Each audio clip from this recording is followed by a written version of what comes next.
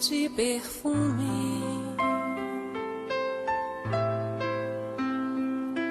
nas mãos que oferecem rosas, nas mãos que sabem ser generosas, dar do pouco que se tem a quem tem menos ainda, enriquece o doador, faz sua alma ainda mais linda, dar ao próximo a alegria, parece coisa tão singela aos olhos de Deus, porém é das artes a mais bela. Fica sempre um pouco de perfume nas mãos que oferecem rosas, nas mãos que sabem ser generosas,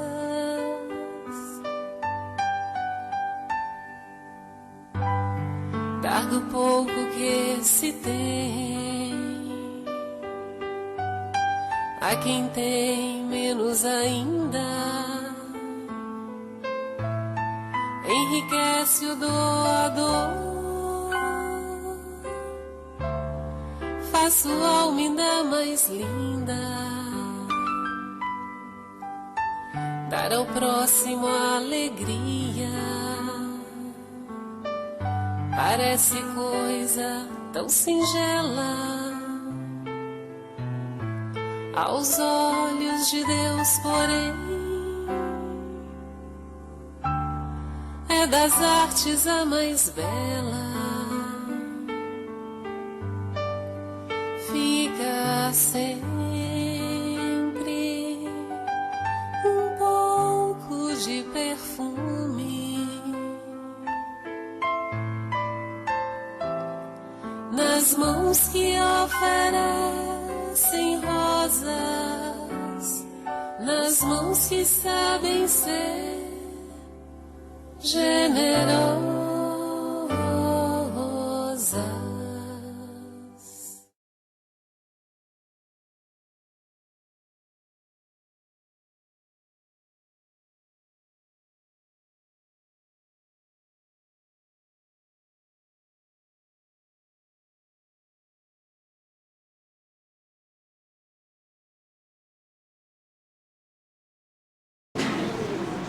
Bem, meus irmãos, minhas irmãs, estamos de volta para darmos continuidade aos nossos estudos e reflexões da tarde. Teremos neste momento uma mesa redonda com o tema Relevância Doutrinária da Obra Mediúnica de Ivone Pereira. Convidamos e apresentamos Lindomar Coutinho, de Ilhéus, Bahia, para se dirigir ao centro do palco. Também nossa irmã Maria Olegária, do Rio de Janeiro, o irmão Rony Ricardo, de Volta Redonda, para compor a mesa.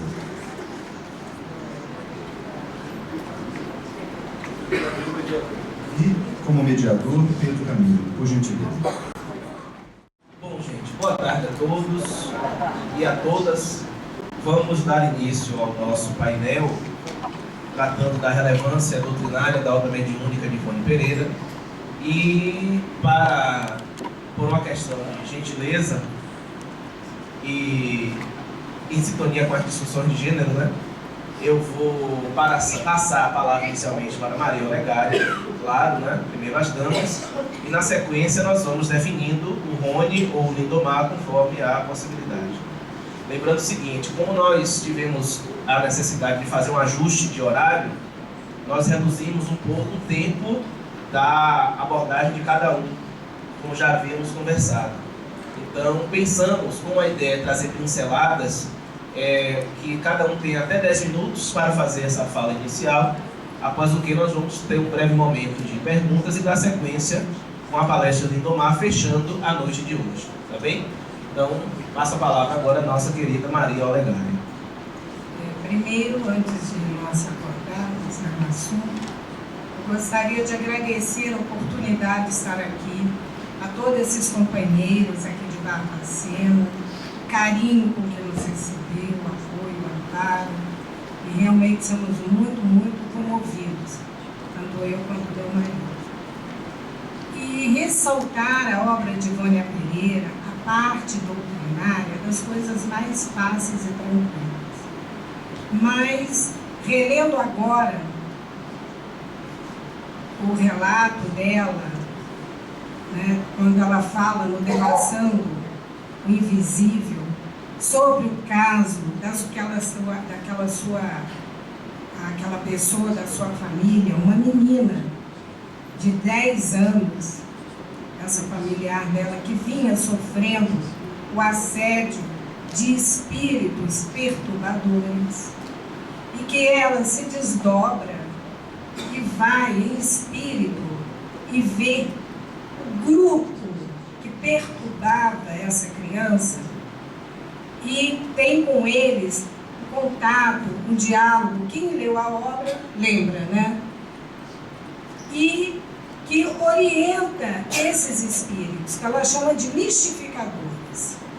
E lá ela nos diz que esses espíritos, eles têm, pelas suas irresponsabilidades e consequências, eles têm uma ligação muito grande com as crianças, os jovens, e desviam muitas das vezes esses espíritos da condução do programa que eles têm a efetuar aqui na existência. Então, Ivone descreve, conforme ela faz ser, com riqueza de detalhe, as vestimentas, a forma como esses espíritos comportam, a leviandade, a maneira irrefletida, o descompromisso, se estão fazendo a felicidade, se não são, eles não importam, enganam, debocham, criticam. Então é um grupo de mistificadores que trabalham em prejuízo dos encarnados sem compromisso nenhum. Eles não querem fazer o mal e nem têm uma ideia de vingança. Eles simplesmente não querem fazer o mal por vingança. Eles simplesmente querem trazer o transtorno e o mal. E depois é atendida essa familiar pela própria família espírita com passes, com prece, com paciência. Mas o que nós queremos ressaltar, e que é um desejo nosso, nós vamos fazer isso, é que cada palavra de Ivone, conforme nós lembramos, nos leva ao ensino, ao estudo aprofundado de um tema. E essa história nos mostra o valor do culto cristão no lar.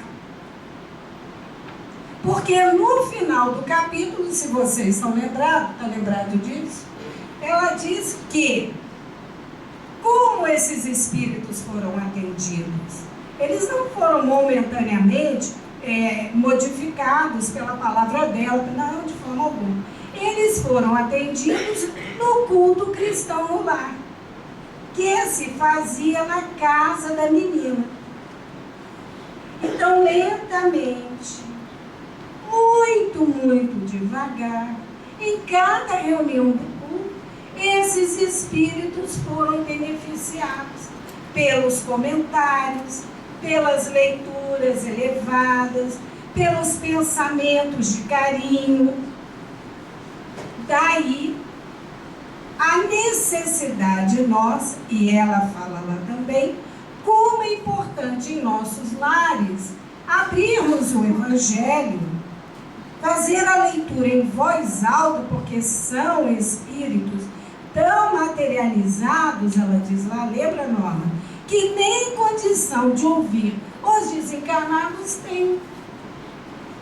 Então, tem que ser nós encarnados, fazer a leitura do Evangelho em voz alta e a prece para tocá-los, sensibilizá-los. E nós que trabalhamos com jovens, nós vemos isso acontecer na nossa juventude. Por isso, nós instituímos nas nossas reuniões de jovens, é uma companheira nossa que faz isso, a Zeli, ela faz uma respiração com os jovens. Ensina o jovem a respirar. Primeiro tocamos, o companheiro Sérgio toca o violão com as músicas cristãs, principalmente a Alegria Cristã. Vocês conhecem? Quem conhece? Aqui Alegria Cristã. Poderíamos até cantar no final, né? Ontem já me pediram e agora estão me incluindo isso, não é sem motivo. Hein? Então, cantar Alegria Cristã. Então, eles tocam o violão, cantamos com os jovens, depois fazemos a respiração para que os jovens façam a desconexão com esses espíritos que vão acompanhando-os até a nossa reunião. Porque nós sentimos uma dificuldade enorme de iniciar o estudo, porque eu não sou médium vidente, mas tenho aquela vista psíquica. E quando fechava os olhos e me transportava através da prece, eu via a quantidade de espíritos mistificadores acompanhando os jovens e que impediu o início do estudo. É um alerta que fazemos aos jovens atuais, a quem tem jovens e crianças em casa. Cerquemos os nossos jovens, os nossos filhos, os nossos netos de muita prece, de evangelho no lar, através da vivência, através do estudo, de evangelização nas casas espíritas, de conversação com as crianças, porque eles entendem plenamente o que nós explicarmos de ideias espirituais, eles compreendem, são espíritos que já vêm muito preparados. Vamos cercá-los dessa ambiência superior, para que sejam resgatados esses espíritos mistificadores e fortalecidos as nossas crianças, os nossos jovens. Porque isso eu ouvi de uma pessoa não espírita, de uma budista, que faz mesa radiônica, não sei se vocês já ouviram falar isso, em São Paulo e no Rio de Janeiro. E a mesa radiônica instruiu de que 60% dos nossos jovens estão perdidos pelos desativos do vício, do descompromisso e da irresponsabilidade. E que forças extras-humanas, que assim eles chamavam, né? Nossos irmãos compromissados com o bem, ignorantes do amor, do bem, forças arrastavam os nossos jovens a um descompromisso para que perdessem a encarnação. Isso é uma mesa radiônica. E isso que nos é dito nos livros. E que nós espíritas, muitas das vezes, não sensibilizamos e não atuamos. Então, mais uma vez, o carinho de Ivone, a sua dedicação, o seu compromisso com a doutrina, nos alertando do trabalho a fazermos junto aos nossos jovens e crianças. Bem, dando sequência, Rony, pode ser, Rony? Dando sequência, então, vamos ter a participação do Rony, abordando um outro aspecto da relevância doutrinária da obra mediúnica de Ivone Pereira. Então, novamente, uma boa tarde a todos os presentes. O que veio à minha mente logo quando começou a se falar, veio, logicamente, o Memória de Suicida, e veio também um livro não muito divulgado, citado nessa tarde, Cânticos do Coração, onde ela vai colocar de própria experiência, nessa lavra, nessa edição pelo Centro Espírita Leon Denis, o CELT, uma história que é bem peculiar. Será que se pode compensar quando há um suicídio em favor de um próximo? Será que é atenuada a infração por se matar em decorrência de uma promessa. E ela vai contar no Cânticos do Coração, volume 2, a história colhida pela própria quando ela foi viajar e ficou na cidade de Pirapora, lá no norte de Minas, se não me engano, se alguém puder me ajudar na geografia, eu tenho quase certeza que é no leito do Rio São Francisco. É isso mesmo, Pirapora, norte de Minas? Confere? Obrigado. E ela vai trazer então um relato de uma mãe, lá na época que ela estava lá passeando, ela entre as amplicidades de cidades, ela foi ficar em Pirapora uma temporada. E lá uma senhora que o filho havia ido para a Segunda Guerra Mundial havia prometido, se ele voltasse são e salvo, ela disporia de sua vida, daria sua vida em função de uma promessa que ela fez. O vigário intercedeu, o pároco da cidade, pelo amor de Deus, uma promessa dessa é um contrassenso, não faça uma besteira dessa, é impossível uma promessa dessa, não se barganha com Deus dessa maneira, de palavras minhas. E Ivone vai relatando que ela esteve lá. E é comum hoje, não tanto pela seca, que tal o rio São Francisco, quando alagava mesmo. Devastava, arrastava tudo, animais, casas, pessoas, e ia aquele turbilhão de gente, de coisas, de animais sendo arrastados, e não davam muitas vezes para serem socorridos, que eles sobiam rapidamente, e daí aquela enxurrada, aquela enchente devastadora, e a senhora assim prometeu. Tem o término da Segunda Guerra, um rapaz se alistou, foi representar o Brasil na Itália, retorna, são e salvo. Vem a primeira enchente, a cidade parou. Ah, meu Deus do céu, o que ela vai fazer? Não faça isso, dissuadiram não, tiraram dela essa ideia infeliz. Mas aquela que havia pensado plasmou também, logicamente, o conluio com os suicidas, para atraí-la, para incitá-la ao ato infeliz. Então Ivone começa o texto assim: desespero, desamor, várias interrogações que eu não recordo todas ao pé da letra, mas assim, qual a causa? E ela vem, auto-obsessão, que é comum. Coloca-se uma ideia e começa a se programar. Cuidado todos nós. E aquela ideia vai virar uma rotina. E não dá para desplasmá-la, ela está conectada. E já conectamos com outros tantos que pensam tal igual ou pior. E querem nos arrastar. Falanges de propensos a buscar a propensão. Falanges que buscam suicidas diretos e indiretos para levá-los para o sofrimento ainda maior. Tentaram, mas não conseguiram. Que no primeiro ano passou. Tentaram, aliás, conseguiram. No primeiro ano ela esqueceu a história. Mas no segundo ano a atração, a vontade, ainda dias deste eu e Norma fazendo trabalho em Barra Mansa com jovens, que precisamos alertar esses jovens para não reincidirem no suicídio. E esse nosso bate-papo com o suicídio, só fazendo um parênteses rápido, volta à história. Uma das jovens comentou que a coleguinha dela lá do curso de fisioterapia, algum curso assim de veterinária, lá do alto do prédio da faculdade, falava assim: ah, que vontade de me jogar, que vontade. Olha, eu chego aqui da sacada, que vontade de me jogar. E assim ela sempre falava, suicídio. Com certeza reencarnada, e aquela intenção de eliminar, uma atração pela altura para eliminar a sua existência. E a gente comentava lá com os jovens: mudem o pensamento, tirem essa menina, conversem, dialoguem mais com ela, elimine essa possibilidade. O trabalho de vocês estão sendo esclarecidos aqui na doutrina espírita. O que é assim o suicídio? É a atração. E essa senhora, voltando à história de Pirapora, não pensou duas vezes, se jogou. Na próxima enchente do ano seguinte, que veio caudalosa e de uma forma devastadora novamente, se joga e lá foi.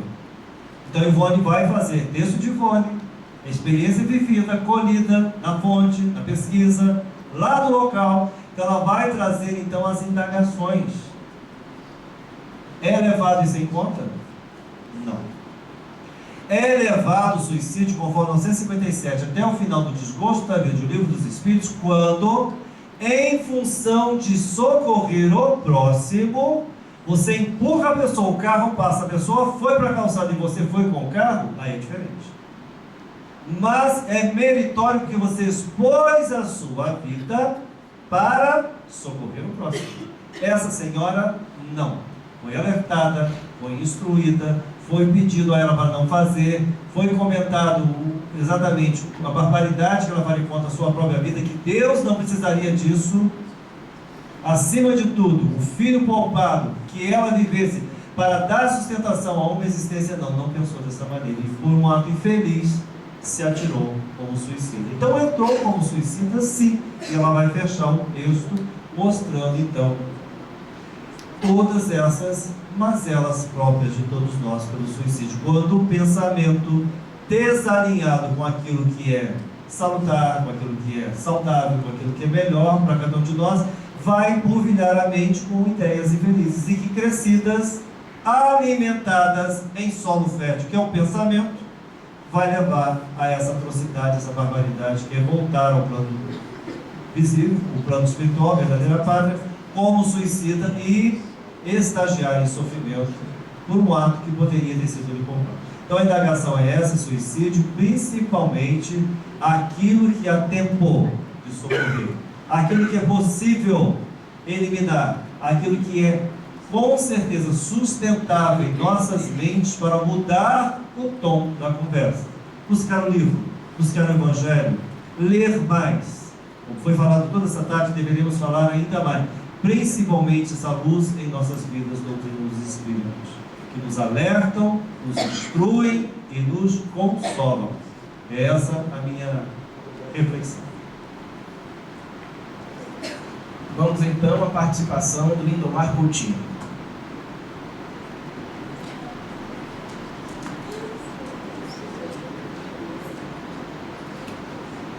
Boa tarde. Que a paz de Jesus continue conosco, para que a gente possa aproveitar o máximo dessa mesa redonda, que neste caso é redonda mesmo, porque em alguns lugares a gente faz mesa redonda com a mesa quadrada, e não tem nada a ver com quando o palestrante é redondo. Muito bem. Que vocês recebam e sintam a alegria de ter aí as vibrações da Bahia. Nós temos pessoas na Bahia que também estão acompanhando pela rede Amigo Espírita, que eu estou recebendo uns zaps aqui e tal, e informando. Então nosso carinho também por vocês. Eu estava pensando, eu me preparei para poder falar como primeiro, pegando a sequência que estava lá na programação, viu, Pedro? E aí Pedro, gentil como propôs que a nossa querida amiga M.O., Maria Olegário, falasse primeiro, depois 2R, Rony e Ricardo, né? E por último ficou lindo, Lindomar. Bom, e o interessante é que o que eu tinha pensado para falar serve de moldura. Se eu tivesse falado no começo, seria um método dedutivo. Como eu estou falando por último, vai ser um método indutivo. Vocês puderam acompanhar nas falas anteriores que apresentaram a relevância da obra mediúnica de Dona Ivone Pereira, partindo de obras, de casos, em que nos leva a pensar em temas. Observe que foi crescendo do particular para o geral, ok? Nós decidimos falar, por força aí do tema, fazer uma abordagem, não é que deixe de ser doutrinária, mas mais técnica, no sentido de observar essa contribuição da obra mediúnica que a nossa querida Ivone elaborou. E dentro disto, nós pensamos numa classificação para a obra mediúnica de Ivone Pereira, e nós podemos tranquilamente classificar como filosófica, instrutiva, moral, artística, que tem como característica predominante a narrativa. Oferece para nós filosófica porque todos os contos, todas as histórias trazidas, os romances, os não romances, nos levam a pensar nos princípios da doutrina, nos leva a avaliar o quanto a lei espiritual rege as nossas existências, de tal forma que nenhum de nós está isento de assumir os próprios atos. E aí podemos pensar em todas as leis, mas especialmente lei de liberdade, de causa e efeito. Nós temos algumas que têm uma maior ênfase na obra de Ivone. É instrutiva porque, conforme Kardec utiliza a classificação para os tipos de comunicação, o que ela faz enquanto médium nos permite pensar em toda a instrução que nos oferece, que tem como uma via forte e acentuada a questão moral. Nós não vemos os lances científicos, mas inquestionavelmente a perspectiva moral está ali presente na obra que Ivone nos oferece. Artística porque, com todos os contos que oferece, as novelas, digamos assim, nos preenche um espaço na doutrina espírita que sempre foi pouco trabalhado. Embora Leon Denis tenha afirmado que não só a filosofia, não só a ciência e não só a moral ou a religião, mas também a arte é uma forma de divulgarmos a doutrina espírita. Por muito tempo isso foi quase zero, e o que se tinha produzido ou se tentou produzir acabava não tendo nem mesmo uma qualidade significativa, que tivemos aí ultimamente com alguns filmes, mas até então era algo bem, assim, pouco profissional, com uma qualidade comprometida. E o movimento espírita está despertando cada vez mais para, olha, vamos fazer com simplicidade, mas vamos sim fazer a melhor forma que for possível, né? E temos visto isso, inclusive na produção literária, na qualidade gráfica dos livros. Temos observado isso. E, predominantemente, nós vemos a narrativa com, inclusive, uma referência de proximidade para a própria natureza discursiva que Jesus utilizou. À medida que ia contando as histórias, as parábolas, tendo lá sempre como um fundo moral, nós podemos observar a contribuição que Jesus oferecia dentro da condição de entendimento e de interpretação de cada um, assim como também na produção ou na obra mediúnica de Ivone Pereira. Nós temos, quando falamos de livros que são básicos e alguns que são complementares. Dentro da perspectiva espírita, nós vamos ter na codificação de primeira ordem a bibliografia básica, e vamos ter para alguns autores que colocariam alguns clássicos também nessa mesma categoria, e depois teríamos as obras complementares. Essas obras complementares, elas têm natureza diversa, alguns são comentadores, ou seja, existem muitas pessoas que não apresentam uma teoria sobre algo, mas comenta o que já está posto. Isso não é demérito para ninguém, cada um dentro da sua característica, dentro do seu objetivo de contribuição. E existem livros e autores que metodologicamente são chamados de vulgarizadores, e não tem a ver com o sentido pejorativo.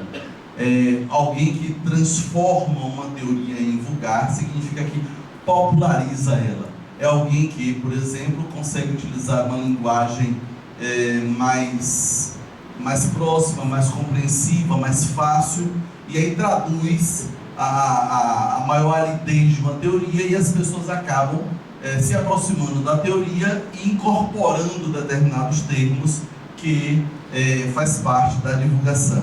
Então, vulgarização no sentido de divulgação ou popularização.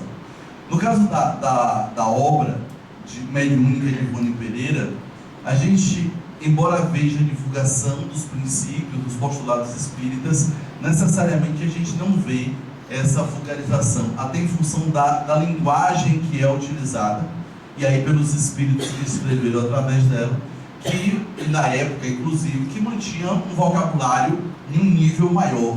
Então tem pessoas que acabam não tendo muito, vamos dizer assim, essa facilidade de fazer a leitura, porque percebe que a linguagem está em um nível maior do que hoje nós temos, ainda mais com todo o fenômeno linguístico, vamos dizer assim, da internet, do Zap, dos Facebooks e tudo mais. E aí nós vamos reduzindo, e as pessoas conseguem compreender o que queremos dizer.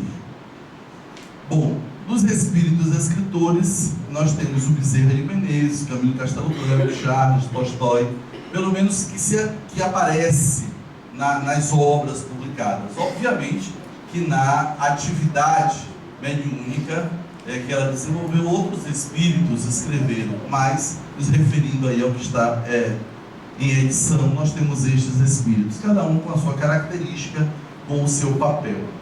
E dentro das características literárias, nós vamos observar predominantemente a perspectiva histórica, biográfica, já que traz elementos de outra época e que em muitos dos contos a própria Ivone aparece, portanto, relatando eventos da sua existência ou de existências, e por conta disto mesmo tem um caráter também revelativo, inclusive para a própria médium. E isso nos faz avaliar, e Pedro ontem fazia esse comentário, porque assim, se a gente tivesse divulgado que a nossa última existência foi em determinado lugar em que a gente estava socioeconomicamente de uma boa e que moralmente fizemos o que Jesus sorriu, nossa, seria uma maravilha, não é? Entretanto, Ivone faz o seu exercício de ter a partilha de momentos que não foram exatamente tão agradáveis, tão positivos, sem a perspectiva transformadora dos nossos erros em acertos. Mas assim, ela nos oferece, e aí diria que assim, um dos seus grandes exercícios em termos de personalidade foi esse, que para mim pessoalmente isso oferece um ponto de relevância significativo para a doutrina, porque ocupando o lugar que ela ocupou e que ocupa, ela poderia não ter interesse de mostrar esse lado. Quantas vezes nós ficamos pouca vontade de dizer algo sobre nós mesmos que sabemos que pode afetar a percepção da nossa imagem ou do nosso conceito em relação aos outros. E ela fez isso nacionalmente, né? Olha, está posto, avalie. Muito bem, a natureza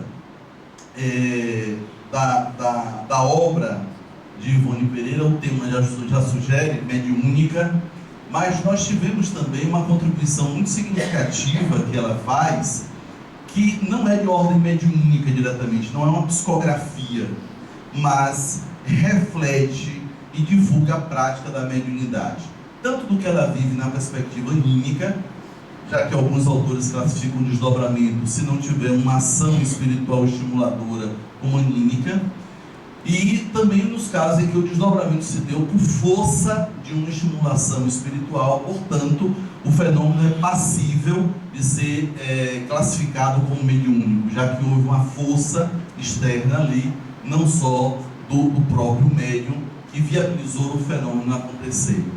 E aí, dentro dessa perspectiva, e especialmente no Devassando o Invisível e Recordações da Mediunidade, em que não é uma obra mediúnica, no sentido rigoroso do termo, mas é que ela fala da sua experiência mediúnica, sem dúvida alguma presta uma contribuição significativa, porque ela faz uma combinação, e muito bem feita, com os princípios espíritas que norteiam as relações, a própria prática da mediunidade, e isso nos permite, portanto, avaliar também com uma contribuição relevante para que os outros, nós todos que viemos depois, tivéssemos a oportunidade de lidar com a mediunidade de forma leve, de forma tranquila, de maneira natural. Como ponto fundamental e conclusivo da minha fala, e consideramos que a relevância doutrinária da obra mediúnica de Ivone Pereira é nos mostrar, enriquecendo e ilustrando, que o que apresenta Kardec no Livro dos Espíritos, no Livro dos Médiuns, no Evangelho segundo o Espiritismo, o Céu e o Inferno, a Gênese, com o conteúdo que ela oferece, ela nos mostra que as leis e os princípios que estão na codificação acontecem no desenrolar das nossas existências, com todos os seus coloridos, com todas as suas consequências, e que, portanto, se nós tivermos o conhecimento dos princípios, nós iremos viver de forma muito mais significativa a nossa singularidade. Isso eu coloco com uma grande relevância da obra mediúnica de Ivone Pereira, por nos oferecer essa condição de perceber a relação do universal, que está posto na codificação, com o singular de cada existência, de cada pessoa, que mesmo desconhecendo, não foge à oportunidade de ter que viver de acordo com essas leis espirituais. Muito obrigado pela atenção. Muito bem. Temos aí agora alguns minutos em que a plateia poderá fazer perguntas. Lembrando que precisamos fazer o exercício da brevidade nas perguntas, né? Porque às vezes podemos nos estender um pouco mais e a objetividade ela é muito bem-vinda nesse momento para que possamos organizar melhor o nosso tempo. Tem uma mão levantada ali. Aí a senhora, por gentileza, diz o nome, se possível, a cidade e faz a pergunta. Se quiser direcionar também. Meu nome é Iracema, eu sou de Belo Horizonte. A Ionegaia falou uma coisa aí que me chamou a atenção. Ela disse assim, eu não tenho evidência, eu tenho o olhar psíquico que você...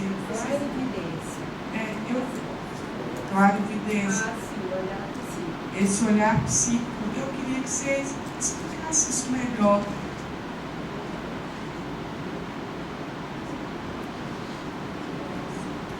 Conforme nos é informado no livro dos médicos, a vidência é aquela capacitação mediúnica de você ver um estado de vigília.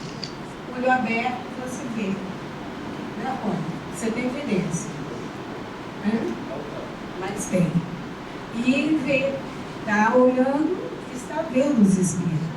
Eu não tenho essa capacidade. Mas tenho a clarividência, que é o olho, o olhar da alma. Estado sonambúlico, geralmente nas reuniões mediúnicas, até no dia a dia, né? É nos apresentado quadros, personagens, na comunicação mediúnica, é nos facilitado ver processos de vidas passadas, de quadros, de cenas, e depois o atendimento. Tudo o que está acontecendo na reunião. Atendimento a pessoa, os outros médicos que estão se passando, com clarividência. Estou de olho fechado. Aquele estado ali, transe, estado sonambúlico.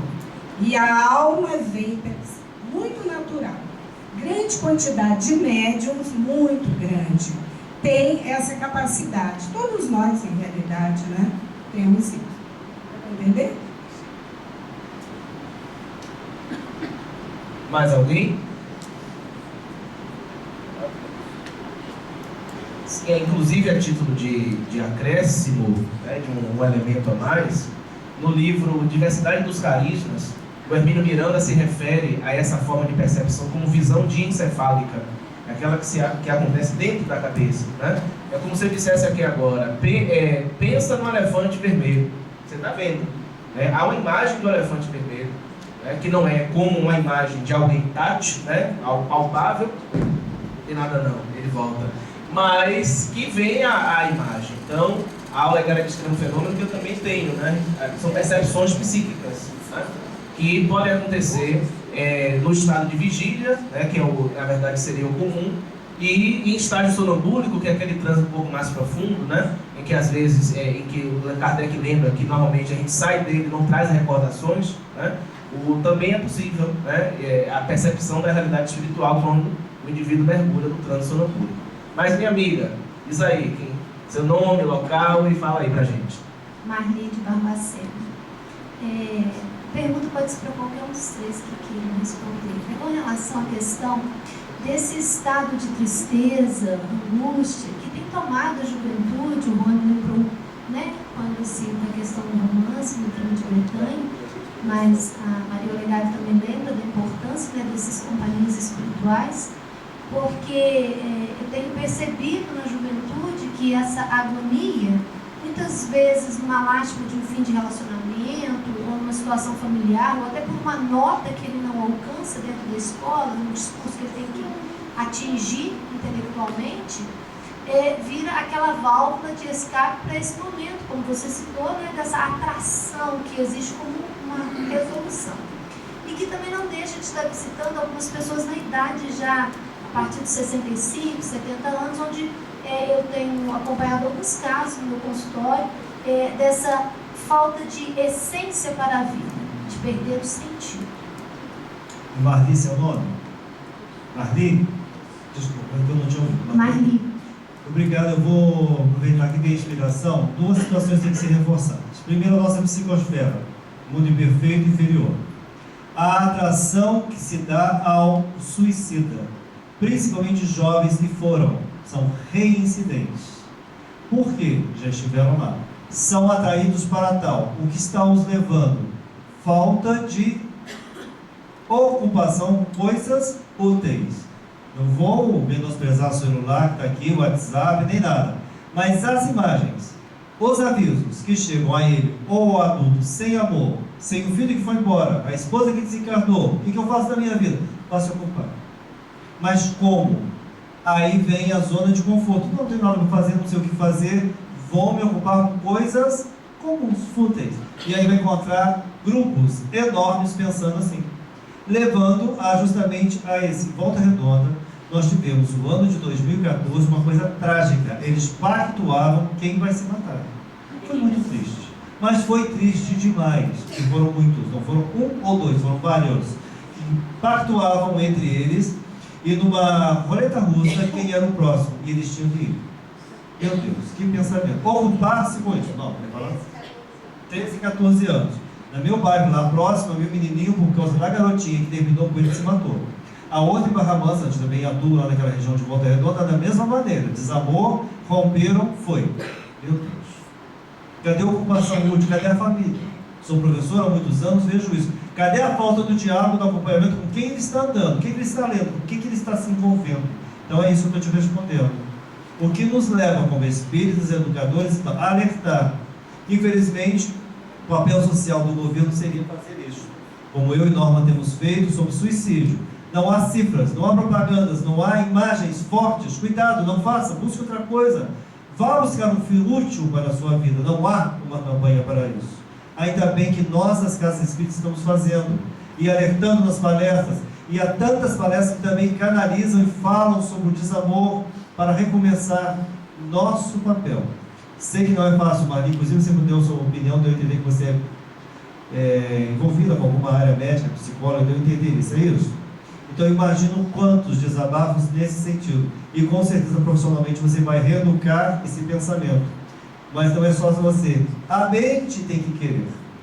E aí que entra o nosso grande trabalho, de acalmar esses corações. Que precisamos. Mais alguém? Dou-lhe uma. Por favor. Mais alguém? Pronto. Aí eu vou, como possivelmente vai ser a última questão, se você não se importar, eu vou direcionar o Lindomar, que aí fica equilibrado, né? Cada um responde uma e ninguém sai triste ou magoado. Claro, tudo bem, mas a princípio. É o meu escolhido. É o lindo. Lindomar, se não me engano, no livro Recordações da Mediunidade, existe uma referência da Dona Ivone no seu processo de desdobramento. Havia alguma coisa que acontecia no corpo dela, como que um estado de letargia, um adormecimento mais aprofundado do seu, a ponto de interromper as suas atividades biológicas. Fala um pouco para a gente isso. No caso de Ivone, eu acho que a sua pergunta vem exatamente cumprir aí um espaço que ficou, porque eu acho que até agora ninguém falou disso, e é algo que nos chama a atenção, porque é um fenômeno extremamente curioso, né?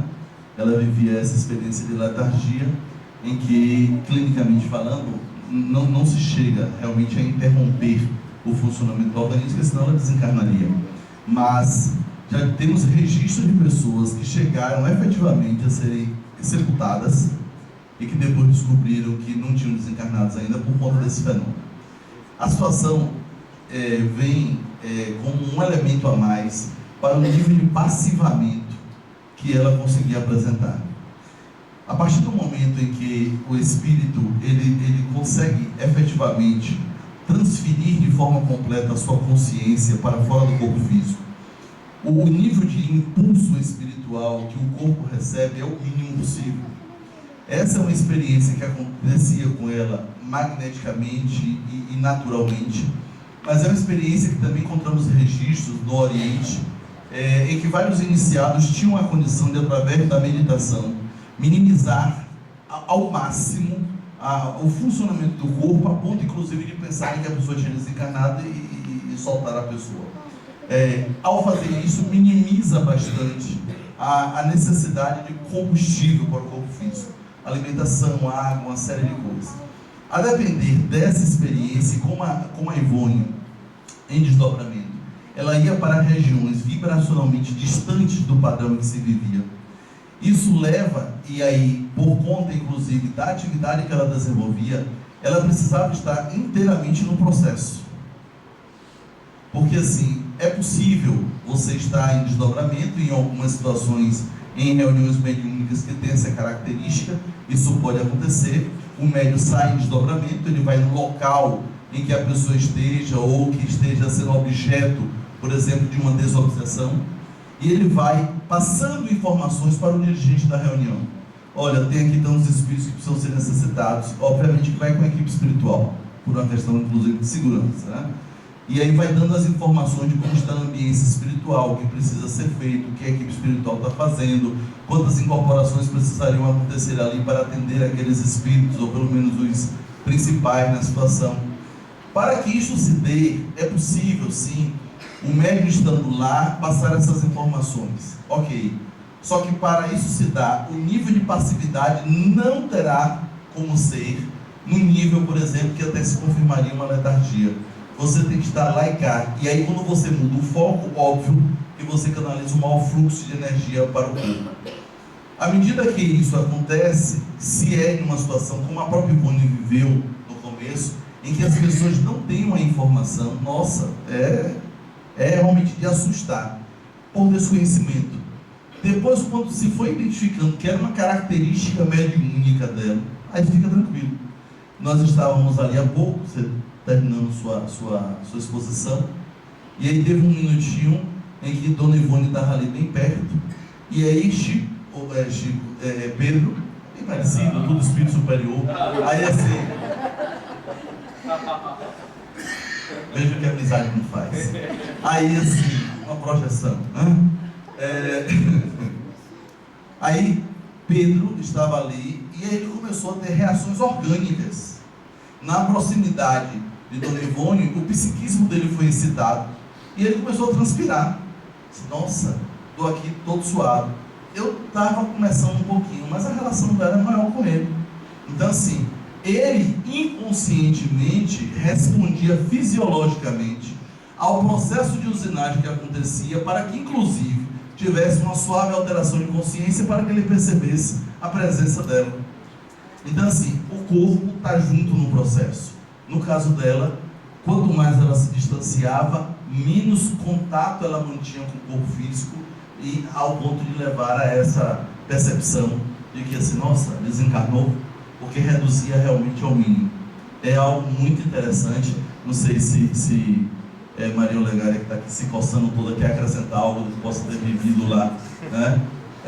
Com a médium, mas assim, essa é a explicação técnica do processo. É o mesmo fenômeno de Lázaro, parece.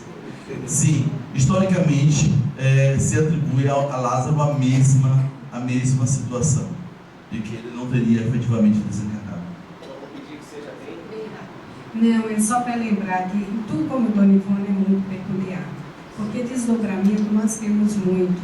Há um fato na Alma Imortal, no livro, em que uma senhora, como o marido se ausentou, e ela na América, ele para a Europa, ele passou a não dar notícias.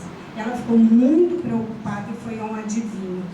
Aí o adivinho falou, ela falou para o adivinho que desejava, ele pede licença, vai para uma sala contigo, separada por aquelas cortinas. Vocês conhecem essa história? E ele entra e não retorna. Ele espera 10, 15, 45 minutos e ele não volta. Ela vendo que ali tinha entrado ali, ela vai olhar. E ele está deitado, letárgico. Ela retorna e diz: o que eu posso fazer? O homem desmaiou, e o que eu faço? E só cabia ela esperar. Ela aguardou mais 15 minutos, ele vem, senta-se e disse: seu marido está em Londres, numa taverna, com os amigos, e eu perguntei para ele por que ele não dá notícias para você. E ele me explicou para ela o motivo.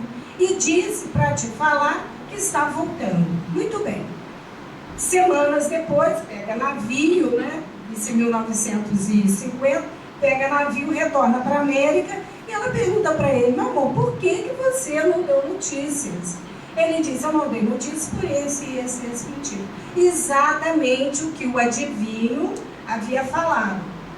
E ela disse: então vamos até lá, que eu quero te apresentar, né? É um fato curioso.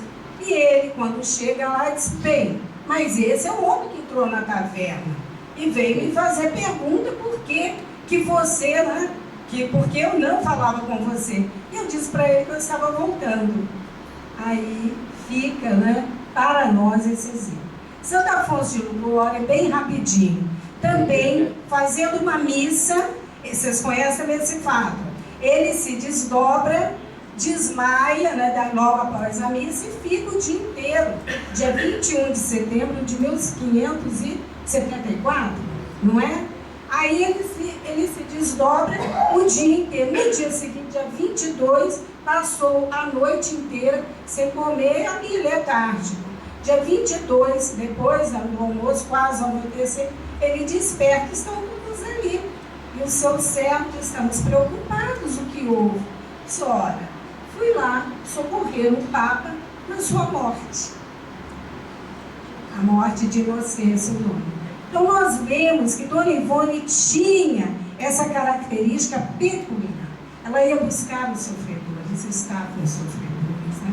Alentar, educar, orientar e dar esse suporte para que essa obra viesse até nós fabulosa. Tínhamos que falar também para a Marta, mas eu falo com isso. Bom, gente, eu acho que como estamos aqui, se tivermos depois qualquer outra questão a colocar, podemos pessoalmente procurar um dos três, né? Porque o momento, de fato, nós encerramos. E só lembrar que só deixar um gostinho na boca, um gosto bom na boca. Amanhã nós pretendemos falar sobre o próximo encontro de amigos de Ivone Pereira e lançar uma campanha nacional para o próximo ano. Então eu só vou deixar assim, né, para vocês, porque eu sei que espírita não é curioso, né? Mulher espírita muito menos, né? Então eu quero ter a certeza de que vocês estarão aqui amanhã, tá? Como eu só vou falar na última palestra, no último momento, diz aí. Seria aqui ou não necessariamente? Não necessariamente. Nós temos uma outra surpresa para aqui. Eu vou pedir permissão para falar amanhã. Aqui em Barbacena. Ano que vem teremos uma outra surpresa. Mas o terceiro encontro não será em Barbacena. Teremos um outro encontro tão significativo quanto. E vamos fazer o lançamento de uma campanha aí que eu pretendo que não seja apenas no Brasil. Estou mexendo meus pauzinhos para que ela alcance Portugal, alcance Espanha, alcance Itália. Em outras plagas aí nós não consigamos também levar uma outra semente, tá? Então quem viver verá cenas do próximo capítulo. Isso, inclusive os internautas, sintam-se convocados, os que estão aí online nos assistindo, para que amanhã juntos estejamos ainda para comungar dessas notícias, tá bem? Vamos então desfazer a mesa, ou o semicírculo, né?